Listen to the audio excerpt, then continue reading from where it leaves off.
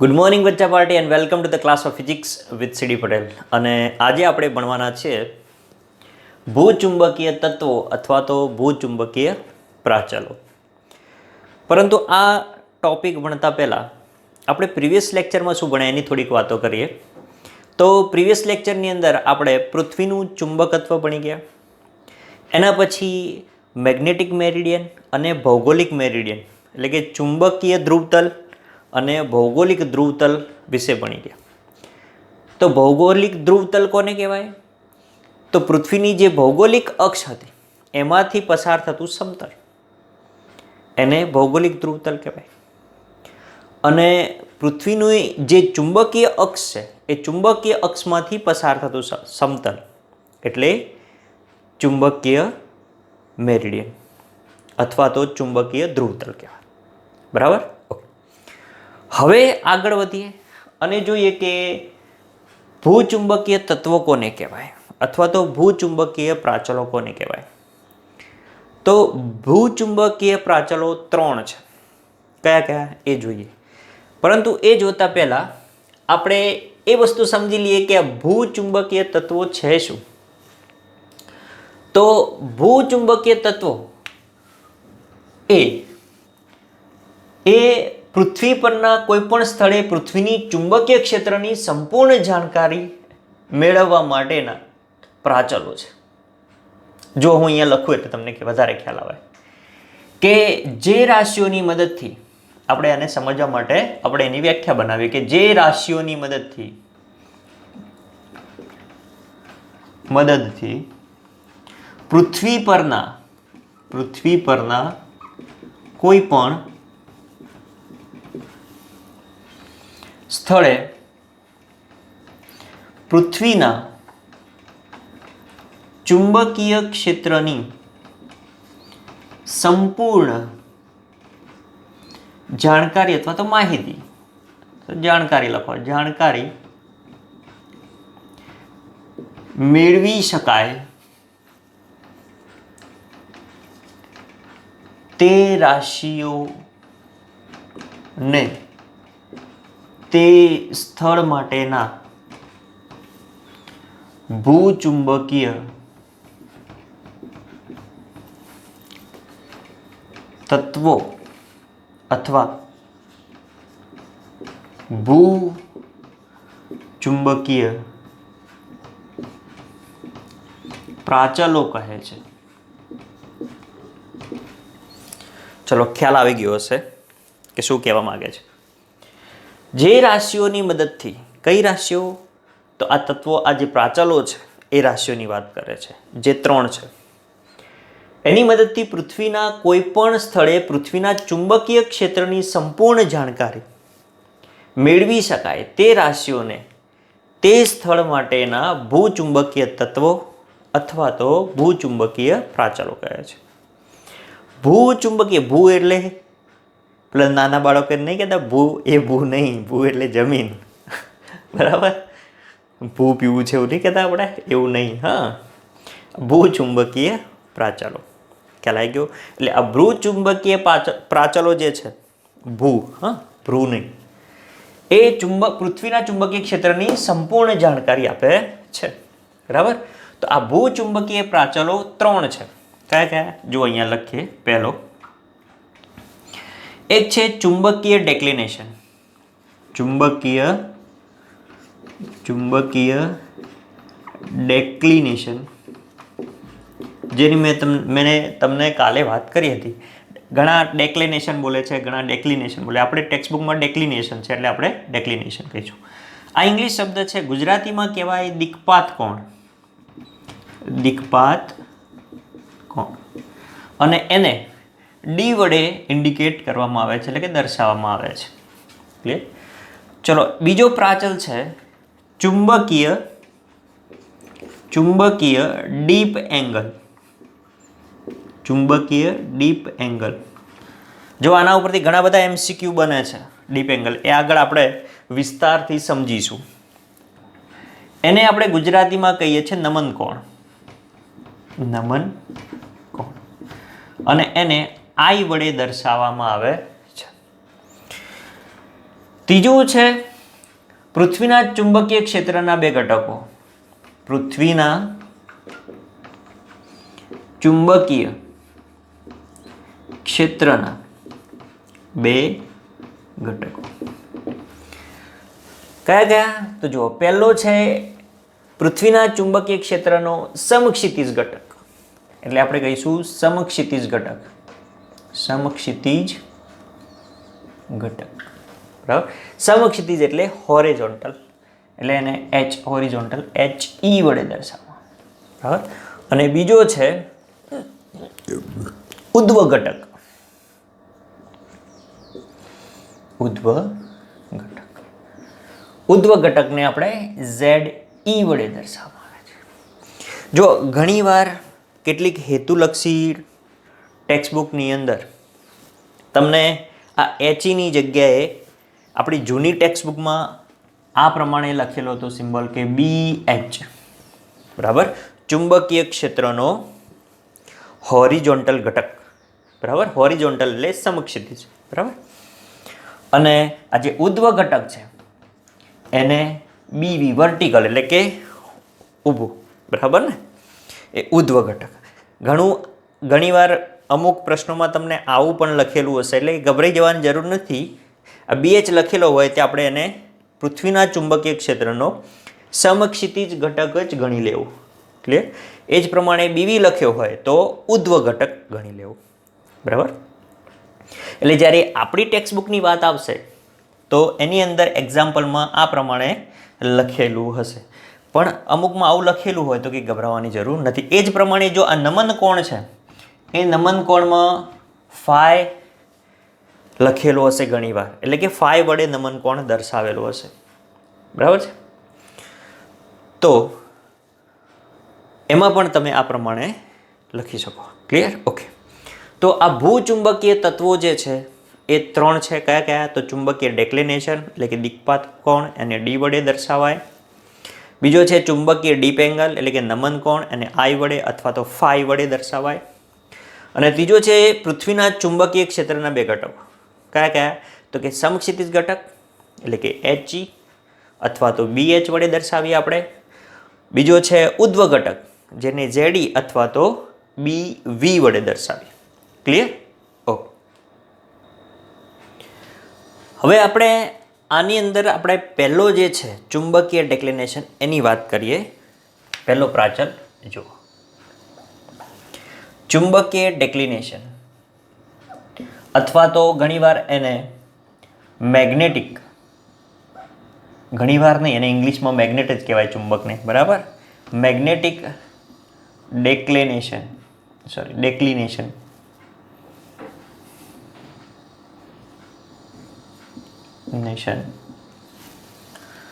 કહેવાય, બરાબર. ઓકે, ચલો આટલું લખું છું. ચુંબકીય અથવા તો મેગ્નેટિક. તો જુઓ, ચુંબકીય ડેક્લિનેશન કોને કહીશું આપણે? તો પ્રીવિયસ લેક્ચરમાં મેં તમને મેગ્નેટિક મેરિડિયન અને ભૌગોલિક મેરિડિયનની વાત કરેલી કે આપણી આ પૃથ્વી છે, બરાબર. આ પૃથ્વીની આ જે અક્ષ છે એટલે કે ભ્રમણાક્ષ એટલે કે ભૌગોલિક અક્ષ કહીએ આપણે એને, બરાબર. એમાં ઉપર છે ઉત્તર ધ્રુવ, ભૌગોલિક ઉત્તર, અને નીચે છે ભૌગોલિક દક્ષિણ ધ્રુવ, જેને આપણે NG અને SG વડે દર્શાવ્યા હતા, બરાબર. હવે આ જે ભૌગોલિક અક્ષમાંથી પસાર થતું સમતલ એટલે કે આ સમતલ, જેને આપણે શું કીધું હતું ભાઈ? ભૌગોલિક મેરિડિયન. અને પૃથ્વીની જે મેગ્નેટિક અક્ષ છે એટલે કે ચુંબકીય અક્ષ છે, બરાબર. અને એમાંથી પસાર થતું સમતલ, ધારો કે જુઓ આ પ્રમાણેનું પસાર થતું સમતલ છે, તો આપણે એને મેગ્નેટિક મેરિડિયન કીધું હતું. જુઓ, યાદ હોય તો તમને લોકો યાદ જ હોય ને, હજી તો ગઈકાલે જ ભણ્યું છે આગળના લેક્ચરમાં, બરાબર. એ આપણે કોઈ એક P બિંદુએ જો બંને પસાર થતા હોય તો આ બંને સમતલોથી બનતો ખૂણો એટલે કે આ બંને વચ્ચે ખૂણો બને છે, બરાબર. એટલે કે ભૌગોલિક મેરિડિયન, આ ભૌગોલિક મેરિડિયન, ભૌગોલિક ધ્રુવતલ, મેરિડિયન એટલે ધ્રુવતલ, અને આ છે ચુંબકીય ધ્રુવતલ. બંનેથી બનતા કોણ, એટલે વચ્ચેનો જે કોણ છે એ કોણને, આ કોણને મેગ્નેટિક ડિક્લિનેશન કહે છે અથવા તો ચુંબકીય ડિક્લિનેશન કહે છે.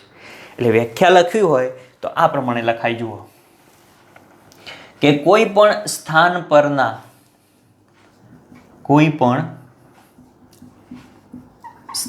પરના ભૌગોલિક ધ્રુવતલ અને તે સ્થાન પરના ચુંબકીય ધ્રુવતલ વચ્ચેના ખૂણાને તે સ્થાન પાસે અથવા તો તે સ્થાન પરનો ચુંબકીય ડેક્લિનેશન કહે છે. એટલે ખ્યાલ આવી ગયો કે ભાઈ ભૌગોલિક ધ્રુવતલ અને ચુંબકીય ધ્રુવતલ વચ્ચેનો ખૂણો એટલે શું? ચુંબકીય ડેક્લિનેશન. ક્લિયર? બોલો, એકદમ ઇઝી, આવડી જાય એવું. એને આપણે ડી વડે દર્શાવીએ છીએ. હવે જો આપણે અહીંયા આગળ ચુંબકીય સોયના સંદર્ભમાં લઈ લઈએ, બરાબર? આ તો ધ્રુવતલના સંદર્ભમાં લીધું છે. ચુંબકીય સોયના સંદર્ભમાં લઈ લઈએ એટલે કે અહીંયા આગળ આપણે ચુંબકીય સોય મૂકીએ હવે, બરાબર? મુક્ત રીતે ભ્રમણ કરી શકે એવી એક ચુંબકીય સોય મૂકીએ, બરાબર? તો સોયનો જો ઉત્તર ધ્રુવ છે એ ચુંબકીય ઉત્તર ધ્રુવ પર જ રહે, એ તો ખ્યાલ છે આપણને. અને દક્ષિણ ધ્રુવ છે દક્ષિણ ધ્રુવ પર રહે, બરાબર? તો હવે આને લખવું હોય તો આ પ્રમાણે આપણે લખી શકીએ કે જુઓ, અહીંયા જો હું બનાવું છું આકૃતિ ફરી, કે આ છે આપણી ભૌગોલિક અક્ષ, બરાબર?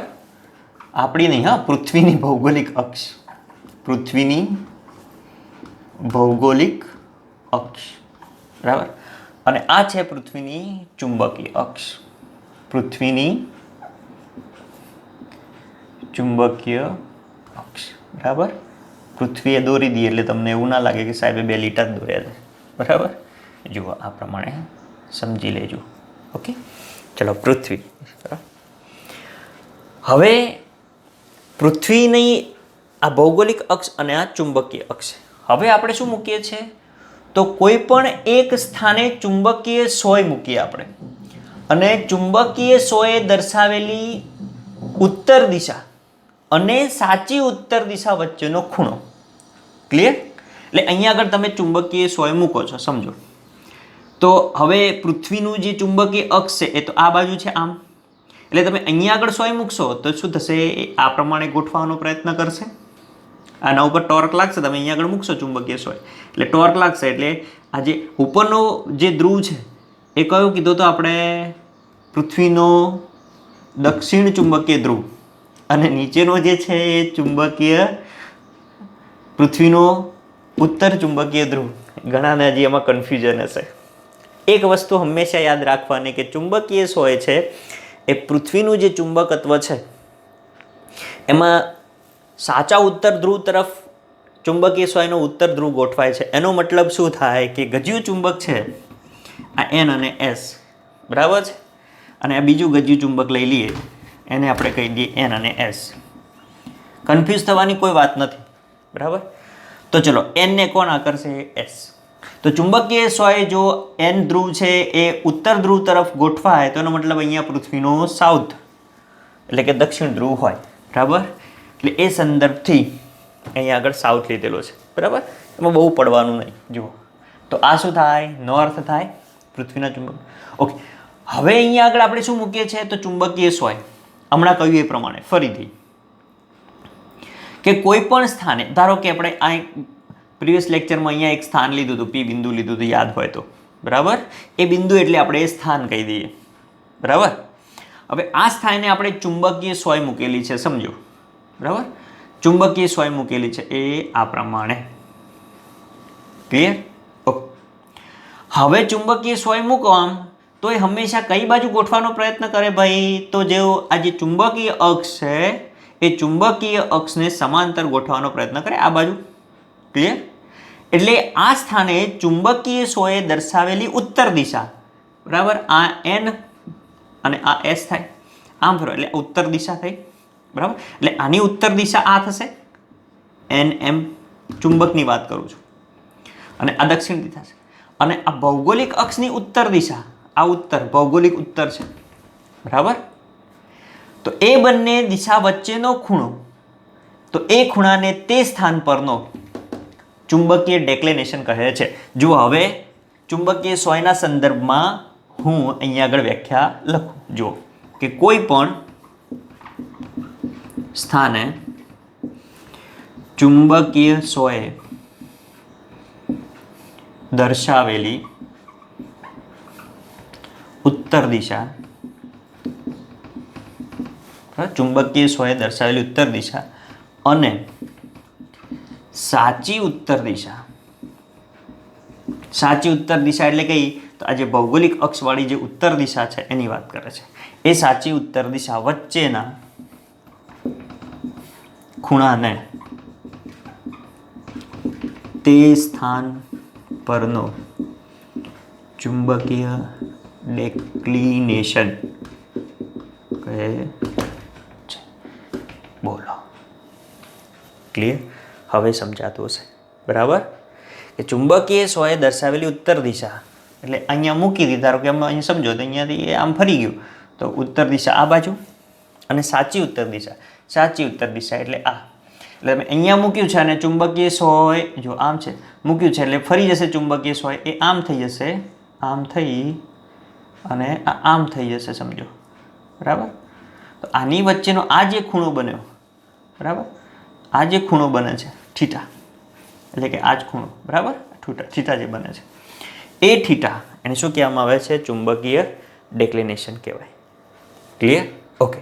હવે જેમ જેમ ઉપરના ભાગમાં જાઓ એમ એમ આ ડેક્લિનેશન છે, ચુંબકીય ડેક્લિનેશન, એનું મૂલ્ય મોટું હોય, અને નીચેના ભાગે આવો એટલે કે વિષુવવૃત્ત પાસે આવો એમ એમ કેવું થાય? નાનું થાય છે. ક્લિયર?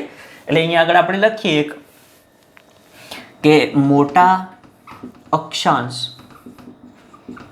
માટે, મોટા અક્ષાંશ માટે એટલે ધ્રુવો પાસે, બરાબર, મોટા અક્ષાંશ માટે એટલે ધ્રુવો પાસે એટલે કે ઉપરની તરફ, બરાબર, જેમ જેમ ઉપર જાઓ અથવા તો વિષુવવૃત્તથી જેમ નીચે જાઓ એટલે ધ્રુવો પાસે જાઓ ત્યારે ડેક્લિનેશન, ડેક્લિનેશન એટલે ચુંબકીય ડેક્લિનેશન લખવાનું, મોટું હોય.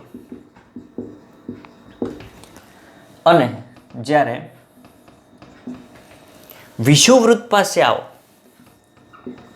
વિષુવવૃત્ત પાસે તે કેવું હોય? અથવા તો ચુંબકીય ડેક્લિનેશન નાનું હોય છે. ક્લિયર? એટલે તમે જો પૃથ્વીની અંદર ભારત છે ને, એ ભારત અહીંયા આગળ છે, વિષુવવૃત્ત પાસે જ છે, બરાબર. તો આ ભારત માટે ચુંબકીય ડેક્લિનેશન કેવું હશે? નાનું હશે અથવા તો ઓછું હશે, બરાબર. આપણે ટેક્સ્ટબુકમાં લખેલું છે કે ભાઈ ભારત માટે, બરાબર, આ જો આ હેતુલક્ષી માહિતી છે, બરાબર. એટલે આ તમારે બધું યાદ રાખવાનું કે ભારત માટે ચુંબકીય ડેક્લિનેશન ઓછું અથવા તો નાનું હોય છે, નાનું છે, હોય છે નહીં છે, બરાબર, માપેલું છે. અને ભારતના બે શહેરો કયા? એક દિલ્હી, દિલ્હી નહીં હો, દિલ્હી, અને બીજું મુંબઈ. તો દિલ્હી આગળ ડેક્લિનેશન જે છે એ ડેક્લિનેશન એટલે કે આ જે દિક્પાત કોણ છે ડી, એ ડી છે દિલ્હી આગળ 0 ડિગ્રી અને 41 કળા ઈસ્ટ, બરાબર, 0 ડિગ્રી અને 41 કળા ઈસ્ટ એટલે કે પૂર્વ બાજુ સહેજ છે આમ, બરાબર. એટલે આ ઉત્તર, દક્ષિણ, પૂર્વ અને પશ્ચિમ, આ ઈસ્ટ, બરાબર, આ ઈસ્ટ અને આ વેસ્ટ. પૃથ્વી આમ ફરે છે ને, આમ ફરે છે, બરાબર. એટલે આમ ફરે એટલે સૂર્ય આ બાજુથી આવે એટલે આપણે એવું કહીએ કે સૂર્ય ઉગ્યો, બરાબર, એટલે આપણે આ ઈસ્ટ લઈએ છીએ. એકચ્યુઅલી સૂર્ય કે ઉગતો કે આથમતો નથી, પૃથ્વી ફરે રાખે કારણ વગર, બરાબર, જેનું કોઈ જ કારણ નથી. તો ઈસ્ટ બાજુ એટલે સહેજ આમ, બરાબર, 0 ડિગ્રી અને 41 મિનિટ અથવા તો કળા કહી શકો તમે. ઈસ્ટ બાજુએ આટલું મૂલ્ય છે એનું, બરાબર, ચુંબકીય ડેક્લિનેશન કોણ આટલો છે દિલ્હીનું. જ્યારે મુંબઈનું 0 ડિગ્રી અને 58 કળા વેસ્ટ બાજુ છે, બરાબર. એટલે કે ડેક્લિનેશન છે એટલે કે ચુંબકીય ડેક્લિનેશન એટલે કે ડી અથવા તો દિક્પાત કોણ જે છે એ મુંબઈ આગળ 0 ડિગ્રી અને 41 કળા ઈસ્ટ અને મુંબઈ આગળ 0 ડિગ્રી અને 58 કળા વેસ્ટ છે. હવે આ બંને પાસે ચુંબકીય સોય લગભગ સાચી ઉત્તર દિશા બતાવે છે, કારણ કે જુઓ 0 ડિગ્રી જ છે એટલે સાચી ઉત્તર દિશા બતાવશે, બરાબર. એટલે અહીંયા લખી દઈએ કે આ બંને પાસે દેખાય છે, હા દેખાય છે, બરાબર. ચુંબકીય સોય લગભગ છે, કમ્પ્લીટ નથી કારણ કે જો અહીંયા પાછળ મિનિટ આપેલી છે. લગભગ સાચી ઉત્તર દિશા દર્શાવે છે. બોલો, ક્લિયર? આવડી જાય એવું એકદમ ઇઝી, એકદમ સરળ. તો આ થઈ ગયું ચુંબકીય ડેક્લિનેશન.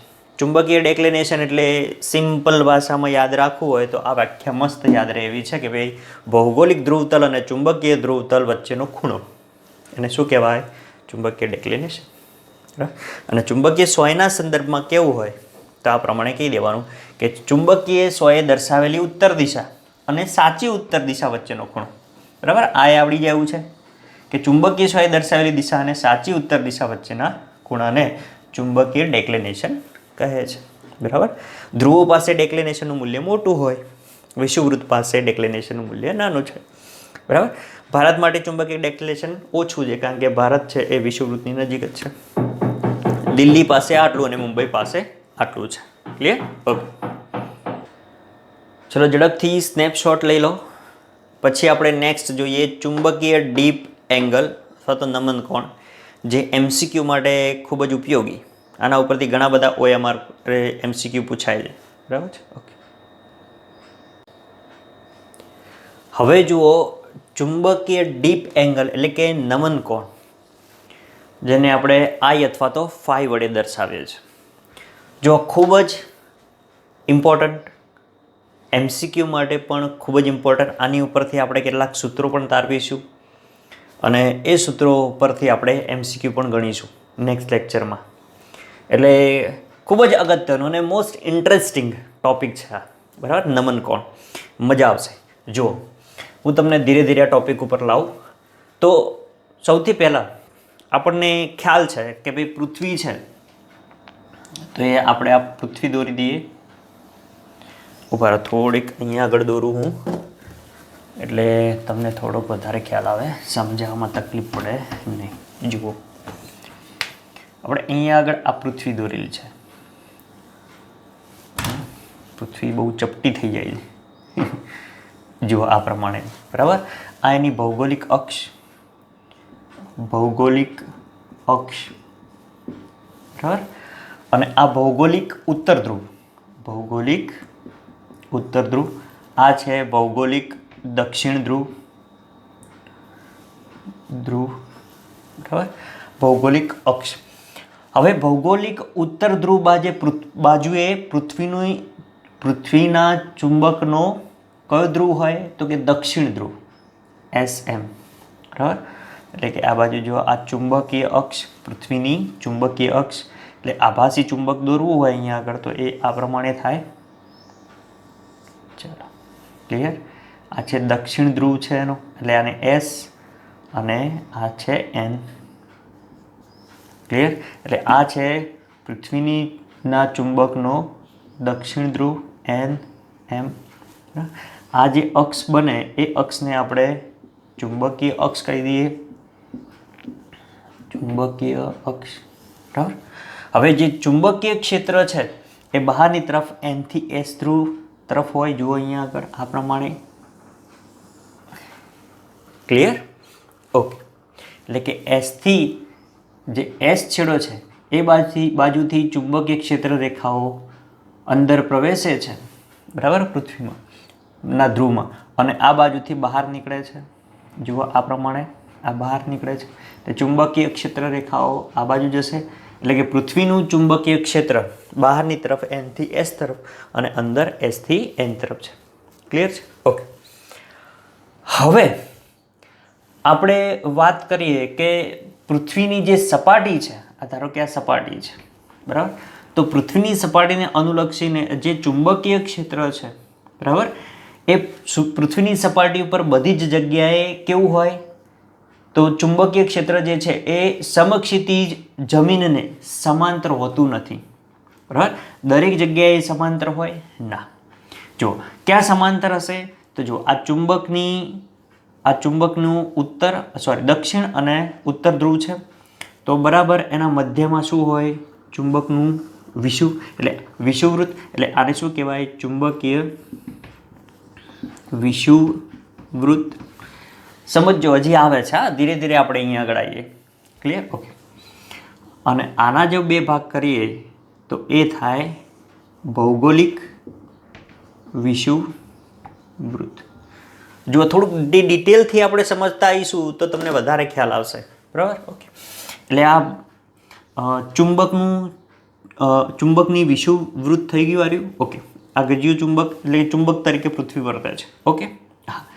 હવે વાત શું છે કે પૃથ્વીની સપાટી ઉપર બધી જ જગ્યાએ, જો અહીંયા આગળ લખી દઉં એટલે તમને આઈડિયા રહે કે પૃથ્વીની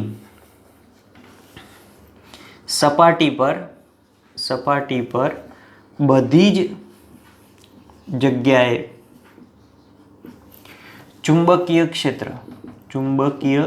ક્ષેત્ર સમક્ષિતિજ જમીનને સમાંતર હોતું નથી. જો અહીંયા આગળ આપણે જોઈ શકીએ છીએ કે આ ચુંબકીય ક્ષેત્ર છે એ N થી S તરફ નીકળીને આ બાજુ છે, એટલે ચુંબકીય ક્ષેત્ર રેખાઓ આ પ્રમાણે થાય, બરાબર. ઓકે.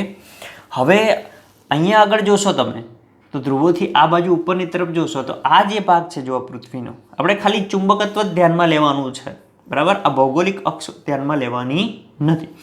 તો ફક્ત ચુંબક માટે જો આ ભાગ લઈએ તો આ ચુંબકીય વિષુવવૃત્ત થઈ ગયું. તો આ ચુંબકીય વિષુવવૃત્ત જે છે, બરાબર, એ અને અહીંયા આગળ જે ચુંબકીય ક્ષેત્ર રેખાઓ છે એટલે કે ચુંબકીય ક્ષેત્ર છે એ બંને એકબીજાને સમાંતર છે. એટલે અહીંયા આગળ થીટા બરાબર કેવો થશે? 0 થશે. એટલે કે પૃથ્વીના ચુંબકીય ક્ષેત્ર રેખા એટલે કે પૃથ્વીનું ચુંબકીય ક્ષેત્ર અને આ પૃથ્વીની જે સપાટી છે, બરાબર, સમક્ષિતિજ સપાટી, બરાબર, એટલે કે જમીન, બરાબર. તો અહીંયા આગળ ખૂણો કેવો થાય છે બંનેનો? 0. એટલે કે અહીંયા આગળ બંને કેવા છે? સમાંતર.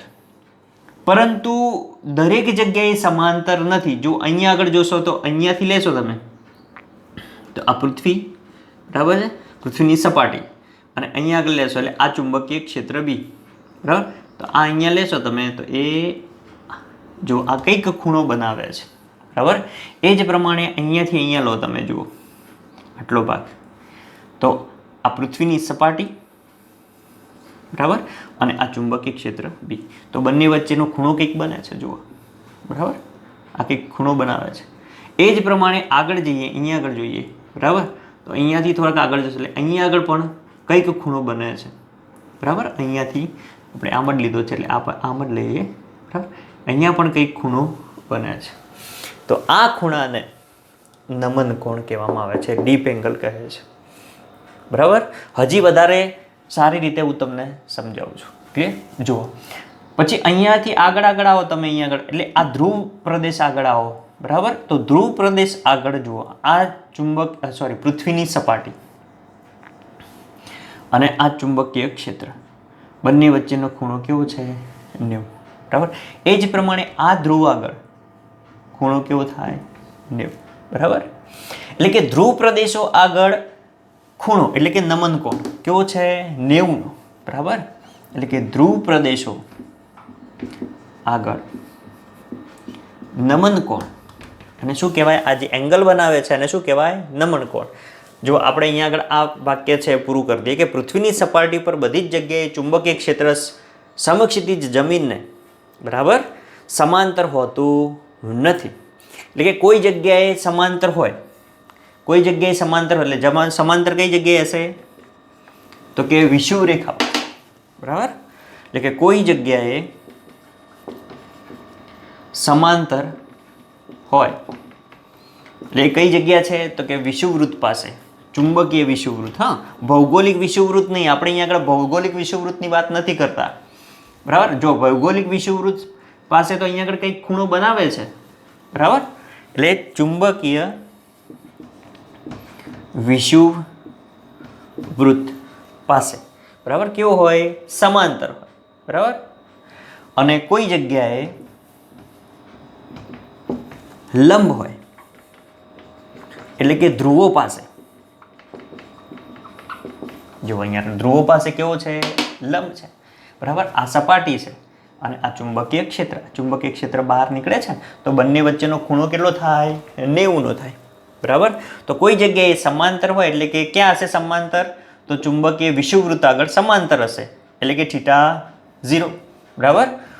અને કોઈ જગ્યાએ લંબ હોય એટલે કે ધ્રુવ પાસે કેવો હશે, θ90, બરાબર. ઓકે, તો આ ખૂણાને, બરાબર, આ ખૂણાને જે તે સ્થળ આગળનો નમન કોણ અથવા તો ડીપ એંગલ, એટલે કે એંગલ ઓફ ડીપ, એટલે કે ડીપ એંગલ કહે છે, જેને આપણે આઈ અથવા તો ફાઈ વડે દર્શાવીએ છીએ. ક્લિયર? એટલે કે ધ્રુવ પ્રદેશો આગળ નમન કોણ છે અને શું કહેવાય હવે, નમન કોણ. તો નમન કોણ થીટા બરાબર કેટલો થશે, 90નો. અને વિષુવવૃત્ત, ચુંબકીય વિષુવવૃત્ત આગળ નમન કોણ થીટા બરાબર 0 ડિગ્રી હશે. ક્લિયર? હજી સારી રીતે સમજીએ. જુઓ અહીંયા આગળ કે આ આપણે પૃથ્વી છે એ ચુંબક તરીકે વર્તે છે. ધારો કે આ એન ધ્રુવ અને આ છે એસ ધ્રુવ, આ ચુંબક છે, બરાબર. હવે ચુંબકીય ક્ષેત્ર રેખાઓ એન થી એસ તરફ જાય. ક્લિયર? ક્યાંથી ક્યાં જાય, એન થી એસ તરફ. જો આ પ્રમાણે જશે. એટલે આપણે અહીંયાથી જ દોરવું જોઈએ એટલે તમને બધા ખ્યાલ આવે આ પ્રમાણે. ક્લિયર? તો જો ધ્રુવો પાસે ચુંબકીય ક્ષેત્ર કેટલો ખૂણો બનાવે છે, 90નો, બરાબર. ધ્રુવો પાસે ચુંબકીય ક્ષેત્ર 90, અથવા તો આને આમ લઈ લો તો સપાટી આમ થશે, પણ હાલ પૂરતી આપણે સપાટી સમક્ષિતિજ રાખેલી છે, બરાબર. આ પ્રમાણે સમક્ષિતિજ છે, સમજો, બરાબર. તો અહીંયા આગળ ધ્રુવો પાસે ખૂણો કેવો થાય, 90નો થશે, બરાબર. પરંતુ જેમ જેમ ઉપરની તરફ જઈએ તો જુઓ અહીંયા આગળ આ બિંદુ આગળ જુઓ, તો અહીંયાથી આમ ઉપર જઈએ તો ખૂણો આ સમક્ષિતિજ સપાટી પૃથ્વીની, બરાબર. અને આ ચુંબકીય ક્ષેત્ર બી, તો બંને વચ્ચેનો કંઈક ખૂણો બને. હવે આ છે વિષુવવૃત્ત, બિલકુલ લંબ એને, બરાબર. આ વિષુવવૃત્ત થાય ને બિલકુલ લંબ. તો અહીંયા આગળ જુઓ ચુંબકીય ક્ષેત્ર બી અને આ સમક્ષિતિજ દિશા જે છે, આ સમક્ષિતિજ દિશા, બંને વચ્ચેનો ખૂણો કેટલો થાય છે, જુઓ 0, બરાબર. એટલે વિષુવવૃત્ત આગળ એંગલ ઓફ ડીપ કેટલો મળે છે આપણને, 0 મળે છે. ક્લિયર? અને બે ધ્રુવો આગળ 90 મળે છે. હજી તમે થોડાક આગળ જાઓ અહીંયા આગળ તો જુઓ આ બિંદુ આ સપાટી આગળ જુઓ, તો આ સપાટી માટે જુઓ આ પ્રમાણે, તો આ ચુંબકીય ક્ષેત્ર નીચેની તરફ સહેજ ઢળતું, બરાબર, નીચેની તરફ હોય આમ. અહીંયા આગળ ચુંબકીય ક્ષેત્ર ઉપરની તરફ છે, બરાબર. તો આ બંને વચ્ચેનો ખૂણો થીટા થાય, બરાબર. એમ અહીંયા આગળ આવો તો અહીંયા આગળ પણ શું આવશે, ચુંબકીય ક્ષેત્ર જે છે આ ચુંબકીય ક્ષેત્ર બી નીચેની તરફ, બરાબર, સમક્ષિતિજ સાથે કંઈક ખૂણો બનાવશે. જો આ ચુંબકીય ક્ષેત્ર બી જેનો કંઈક ખૂણો, થીટા બનાવે છે, બરાબર. તો પૃથ્વીની સપાટી પર બધી જ જગ્યાએ ચુંબકીય ક્ષેત્ર જે છે, ચુંબકીય ક્ષેત્ર છે, પૃથ્વીની સપાટી છે, બરાબર. આની વાત કરું છું, આ પૃથ્વીની સપાટી હવે ચુંબક તરીકે વર્તે છે, એટલે હાલ પૂરતું મેં એટલો ભાગ ચુંબક તરીકે દર્શાવેલો છે અહીંયા આગળ સમજવા પૂરતો, બરાબર. અને આ છે ચુંબકીય ક્ષેત્ર પૃથ્વીનું, જે ચુંબકીય ક્ષેત્ર રેખા છે અને આપણે શું કહીશું, ચુંબકીય ક્ષેત્ર, બરાબર. તો પૃથ્વીની સપાટી પર બધી જ જગ્યાએ ચુંબકીય ક્ષેત્ર સમક્ષિતિજ જમીનને સમાંતર હોતું નથી. કોઈ જગ્યાએ સમાંતર હોય, ક્યાં આગળ સમાંતર હોય તો ચુંબકીય વિષુવવૃત્ત આગળ, એટલે કે ત્યાં આગળ થીટા બરાબર શું થાય, 0. અને કોઈ જગ્યાએ લંબ હોય તો લંબ ક્યાં થશે, તો ધ્રુવો પાસે, બરાબર.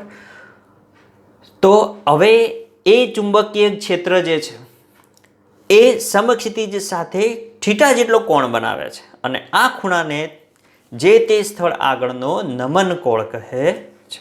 શું કહે છે, નમન કોણ કહે છે, બરાબર. જેને આપણે આઈ અથવા તો ફાઈ વડે દર્શાવીએ છીએ. આપણી નવી ટેક્સ્ટબુકની અંદર આઈ વડે દર્શાવ્યો છે, જૂની ટેક્સ્ટબુકની અંદર ફાઈ વડે દર્શાવ્યો છે, બરાબર. હવે ધારો કે આપણે કોઈ સ્થળ આગળ નમન કોણ શોધવો છે, બરાબર. તો શું કરીશું, તો જુઓ આપણે એક ધરી લઈ લઈએ અને ધરી ઉપર એક સોયાકાર ચુંબક લઈ લઈએ અથવા તો ચુંબકીય સોય મૂકી દઈએ. જુઓ આ પ્રમાણે ચુંબકીય સોય, બરાબર. ચલો આ ધરી છે અને આપણે આ ચુંબકીય સોય લઈ લીધી, બરાબર. આ એનો એન ધ્રુવ અને આ એસ. હવે ચુંબકીય સોયને ધારો કે અહીંયાથી ઉઠાવીને હું અહીંયા આગળ મૂકું છું, સમજો, બરાબર. અહીંયા આગળ આ સ્ટેન્ડ છે, સ્ટેન્ડ પકડીને અહીંયા આગળ મૂકીએ આપણે, બરાબર.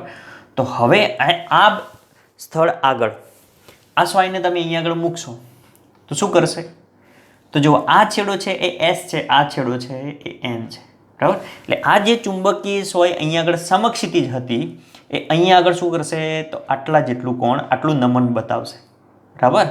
કેમ એવું થાય, તો કે આ પૃથ્વીનો ઉત્તર ધ્રુવ છે અને ચુંબકીય સોય એસ છે, એટલે એન અને એસ એકબીજાને આકર્ષે, એટલે આ શું થશે, સહેજ આમ થઈ જશે, બરાબર.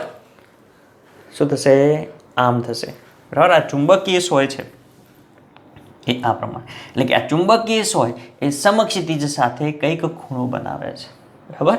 અને શું કહેવામાં આવે છે, નમન કોણ કહેવામાં આવે છે. જો અહીંયા આગળ મૂકશો તો એ આ પ્રમાણે રહેશે સમાંતર, બરાબર.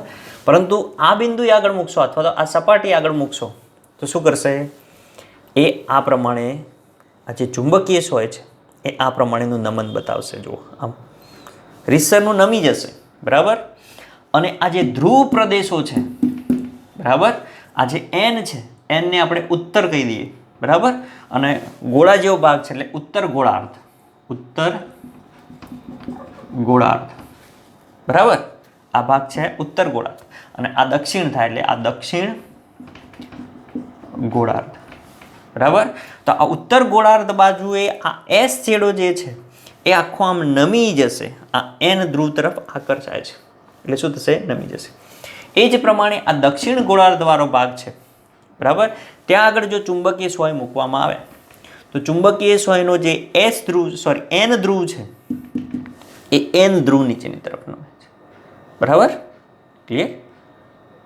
તો આ પ્રમાણે એ એની સાથે એંગલ બનાવે છે, ખૂણો બનાવે છે અને એ ખૂણાને નમન કોણ કહેવામાં આવે છે અથવા તો ચુંબકીય ડીપ એંગલ અથવા તો ડીપ એંગલ કહે છે. બોલો, ક્લિયર, સમજાઈ ગયું હશે, બરાબર. હવે આ જ વસ્તુ આપણે ઘટકો પાડી અને સમજીએ.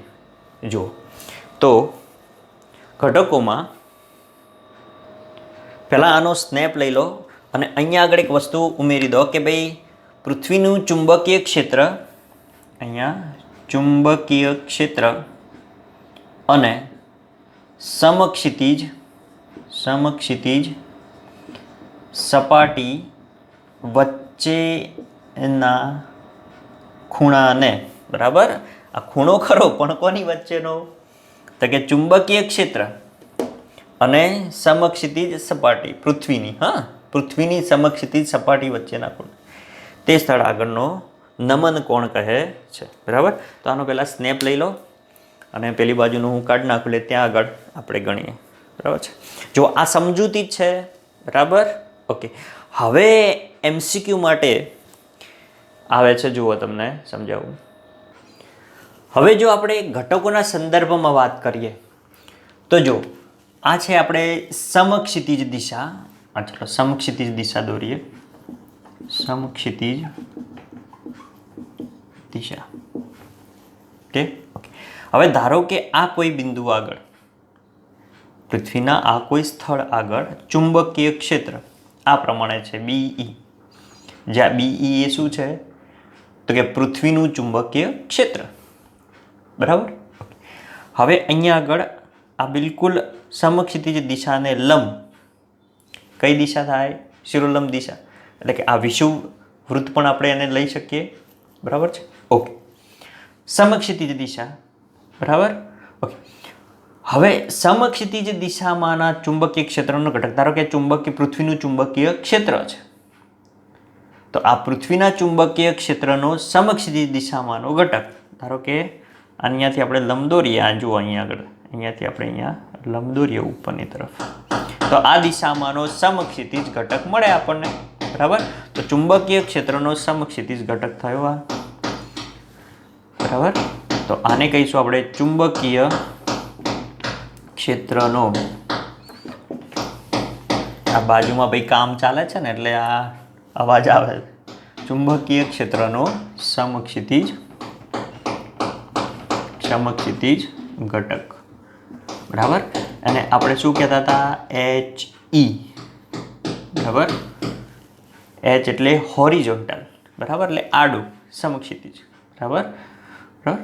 અને એને આપણી જૂની ચોપડીમાં BH વડે પણ દર્શાવતા હતા. ક્લિયર? ઓકે.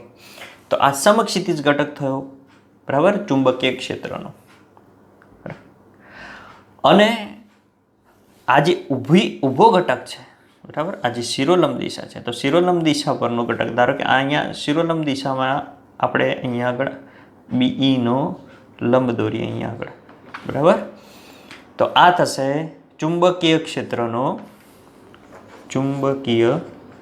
ક્ષેત્રનો ઉધ્વ ઘટક અથવા તો શિરોલંબ ઘટક થાય.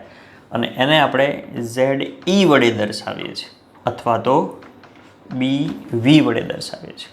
બરાબર. હવે આ જે ચુંબકીય ક્ષેત્ર છે, પૃથ્વીનું ચુંબકીય ક્ષેત્ર, એ સમક્ષિતિજ સાથે ધારો કે θ જેટલો કોણ બનાવે છે. બરાબર. અને એ બંને વચ્ચેના કોણને આપણે નમન કોણ કહીએ છીએ, જેને I વડે દર્શાવીએ. જૂની ચોપડીમાં φ વડે દર્શાવે છે. બરાબર. ઓકે.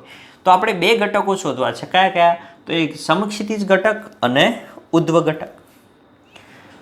તો જુઓ, સમક્ષિતિજ ઘટક આ છે HE. બરાબર. અને ઉધ્વ ઘટક એટલે આ છે ZE. ક્લિયર? ઓકે. તો હવે આપણે જો આ શોધવો છે, HE શોધવો છે, તો શું કરીશું? તો જો આ ત્રિકોણ બનાવી દીધું, બની જ ગયો છે. બરાબર. તો પાસેની બાજુ થાય. જો આ ત્રિકોણ જોઈએ તો આ શું થાય? ત્રિકોણની આ જે ખૂણો છે, તો આની શું થાય? પાસેની બાજુ થાય. તો પાસેની બાજુ શોધવી હોય તો શું લેવાય ભાઈ? કોસ. તો કોસ I બરાબર પાસેની બાજુ ભાગ્યા કર્ણ. તો પાસેની બાજુ શું છે? HE. અને કર્ણ શું છે? BE. ચલો, તો HE શોધવો છે તો HE ને કરતા બનાવો તમે. તો HE બરાબર BE આ બાજુ જશે, તો BE cos I. બોલો, ચુંબકીય ક્ષેત્રનો સમક્ષિતિજ ઘટક મળી ગયો તમને. બરાબર. અને જો જૂની ચોપડી પ્રમાણે લખવું હોય OMR માટે, તો અહીંયા આગળ H ની જગ્યાએ BE લેતા હતા, સોરી BH. H ની જગ્યાએ BH. બરાબર, હોરિઝોન્ટલ ઘટક બીનો ચુંબકીય ક્ષેત્રનો. અને BE ની જગ્યાએ B લેતા હતા અને cos I ની જગ્યાએ φ.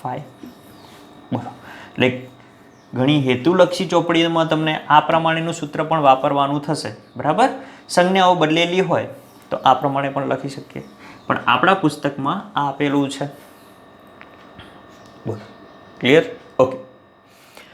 હવે આપણે ચુંબકીય ક્ષેત્રનો ઉધ્વ ઘટક શોધવો છે. તો જુઓ, આ બાજુ ની લંબાઈ જેટલી છે એટલી જ લંબાઈ આ બાજુની થશે, એટલે કે જુઓ આ પ્રમાણે, અથવા તો અંગ્રેજી અક્ષર આ ઝેડ બને, બરાબર. તો આ જેટલો ખૂણો છે એટલો જ ખૂણો આ બને, બરાબર. તમને જેમ અનુકૂળ લાગે એ પ્રમાણે આપણે શોધી શકીએ, બરાબર. તો આ જેડી જેટલી હોય એટલું જ આ બાજુ જેડી પણ થાય, બરાબર. તો જુઓ હવે જેડી શોધવું હોય તો અહીંયાથી સાઇન થીટા લઈ લઈએ આપણે, સાઇન આઈ બરાબર સામેની બાજુ ભાગ્યા કર્ણ. ક્લિયર? અહીંયા પણ સેમ જ વસ્તુ થાય, સામેની બાજુ ભાગ્યા કર્ણ, બરાબર. તો સાઇન આઈ ઝેડ ઈ માટે સાઇન આઈ બરાબર સામેની બાજુ એટલે કે ઝેડ ઈ ભાગ્યા કર્ણ, કર્ણ એટલે બીઈ, બીઈ. તો ઝેડી મળી જાય આપણને, ઝેડીને કરતા બનાવો તો ઝેડી બરાબર બીઈ આ બાજુ જશે, તો બીઈ સાઇન આઈ, બરાબર. જે ઝેડી એ શું છે? ચુંબકીય ક્ષેત્રનો ઉધ્વ ઘટક, બરાબર.